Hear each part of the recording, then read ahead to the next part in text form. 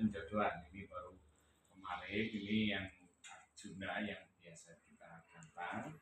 Anda enak ketika di model cabut tanggal, tapi tidak langsung kita lombakan ya.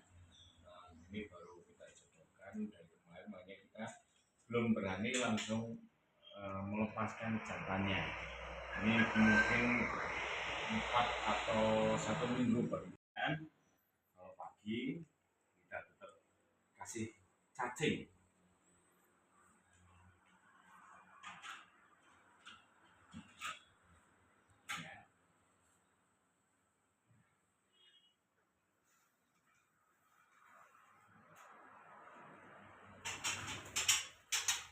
Fungsi cacing itu untuk menambah birahi dan juga untuk meningkatkan kualitas ternakan, apalagi trotolannya gitu, sehingga memicu untuk jantan dan betina untuk segera kawin dan segera naik birahinya. Nah, kita juga jangan lupa kalau jangkrik itu memang memang sudah menjadi makanan wajib atau makanan pokok untuk makan ya. Pokoknya untuk masa penjodohan itu harus full.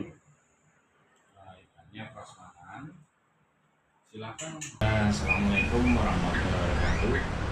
Perkenalkan, nama saya Mas Rohan, asli dari Selokromo, Wonosobo.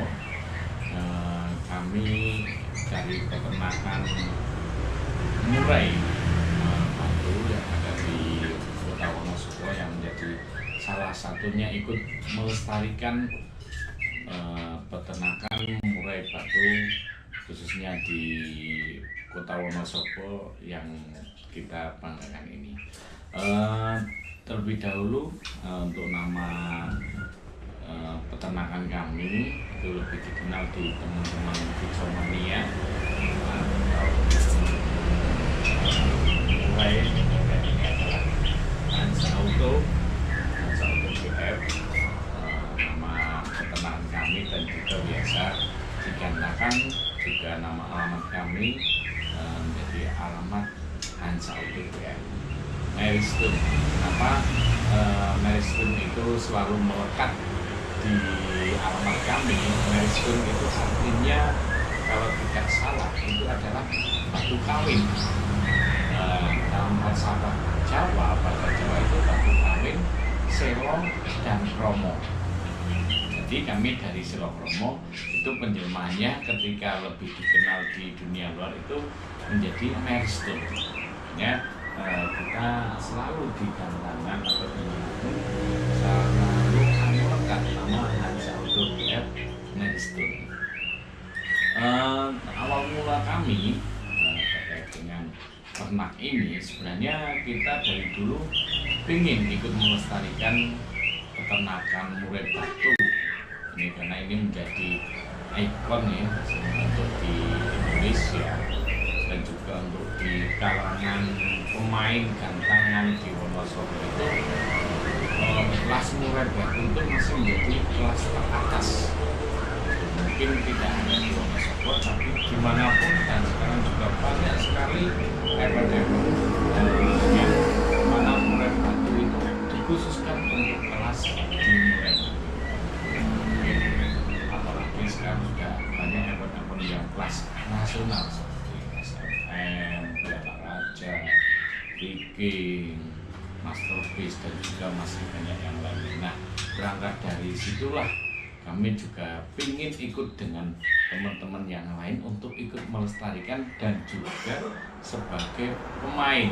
Dan tentunya kami masih pemain desa, jadi kami juga masih perlu banyak belajar dengan para pemain untuk kelas-kelas di atas kami. Tapi kami yakin insya Allah ketika kami istiqomah suatu saat mudah-mudahan bisa sejajar dengan pemain-pemain kelas nasional.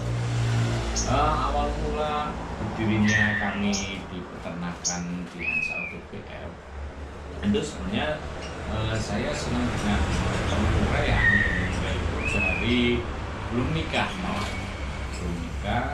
kita suka angkat tangan, tapi kita memang dulu masih minim terkait dengan peternakan murai, sebenarnya kita belum berani tahun 2011-2002.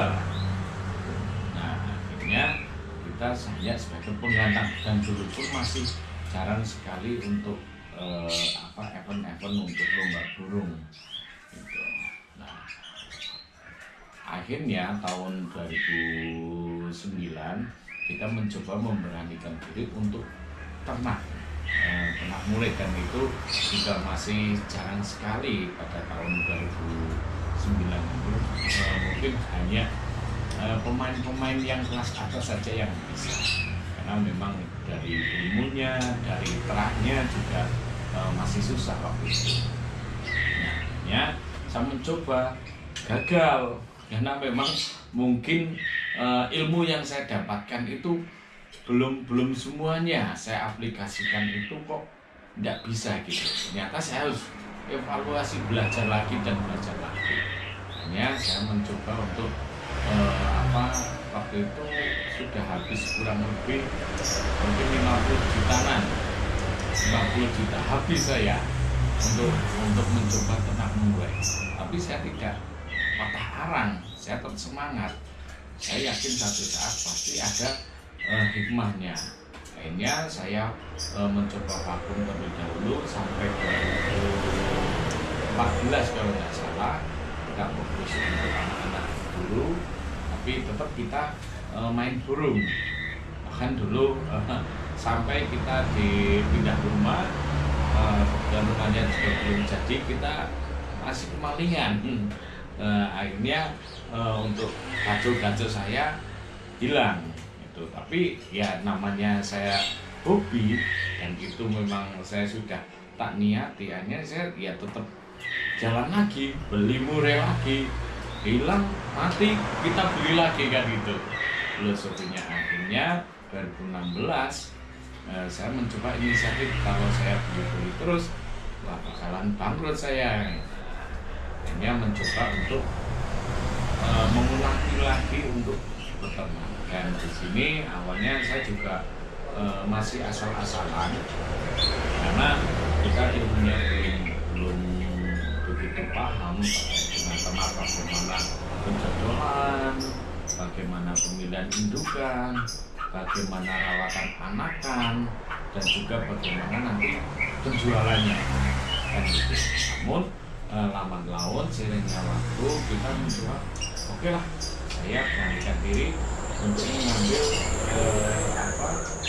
kita membeli indukan-indukan yang benar-benar digantangan juara untuk jantannya nih. Dan juga kita ngambil ketika ada pencatatan yang kira-kira di pemain itu sudah tidak jalan, tapi kita ambil terahnya. Satu, yang kedua kita juga ngambil protolan dari para peternak yang memang sudah terkenal di Indonesia kan. Nah, memang terah itu sangat berpengaruh 70%. Selain nanti ditunjang dari perawatan juga, itu dua hal itu memang harus balance.